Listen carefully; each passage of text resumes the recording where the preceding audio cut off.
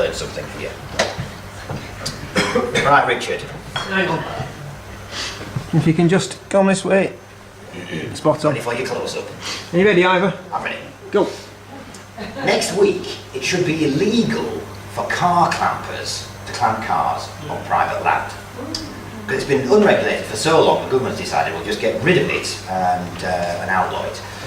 Now the theory is that a lot of these car clampers will simply move on to issuing parking tickets, which is big business already for people like hospitals and shopping centres and that kind of thing.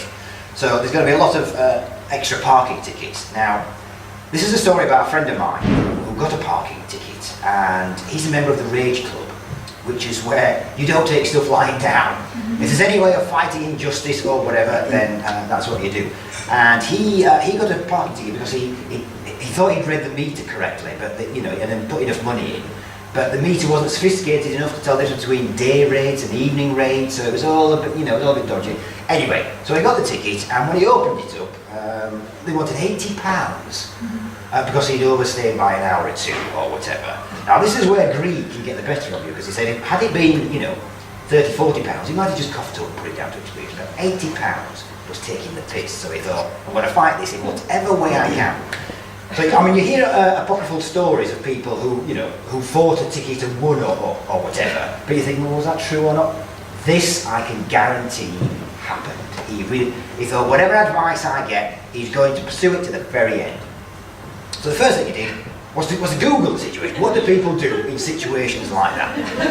So he went on the website, thought, okay, parking ticket, what's the result? And the first, the main website that came up belonged to Martin Lewis, who runs the Money Saving Expert site. And there was lots and lots of pages on there, he said, that described in great detail about what to do.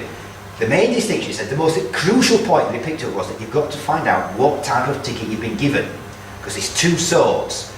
There's a council ticket, which the police issue and traffic wardens, and this follows a well-worn path of process. But you can still challenge the tickets, and 30–40% of tickets that are challenged are overturned, so it's always worth doing.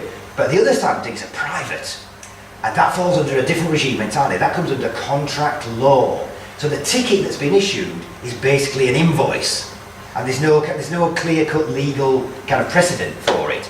And the difference between the two tickets is the difference between a coral snake and a king snake. One is highly venomous, the other is harmless. If you get a private ticket, that's the harmless one. So your luck's in, basically. Because with the private ticket, they've got to pursue the driver of the car. They can't simply issue a ticket against the car. So they've got to find the name of the driver. And it's very hard for them to do because they don't have recourse to legal things. So it's going to cost them money, basically, to find out who the driver is. So what they do is they send out standard letters that look extremely similar to the council letters and council tickets. And they want you to volunteer the information that you're the driver, but they want you to give them money as easily as possible. They don't have to work for it, right? So the message he got was basically ignore everything that's sent to you. That was the strategy he decided to adopt. And so they kept sending letters that were ramping up the threats and blah blah, got stuff from a solicitor, debt collector. But if they decided to take him to the small claims court, the most they could recoup was £1.50, because that's what they were out of pocket. That's all they were entitled to. But they kept sending these letters that were trying to claim for a new suit to appear at court, the celebratory line of coke that they would have when they won the case. It's all nonsense. They can't claim for that. So it's going to cost them money to take you to court. But if you're a law-abiding middle-class citizen, this is nerve-wracking. And it's like the heavy mob being sent round, threatening all sorts of nasty goings on towards you. So the thing to do is to just keep your nerve. Just remember that these tickets, if it's a private ticket, they're unenforceable. Don't pay them. So he stuck to his guns, didn't answer anything. Because as soon as you start engaging with them, they think, oh, he's worried, or we've got them. So ignore them entirely.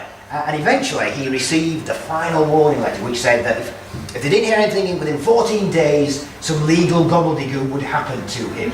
So when he Googled it, it was all nonsense he discovered. It meant nothing. Anyway, that final letter was months and months ago. They simply stopped trying to chase it, so he got away with it.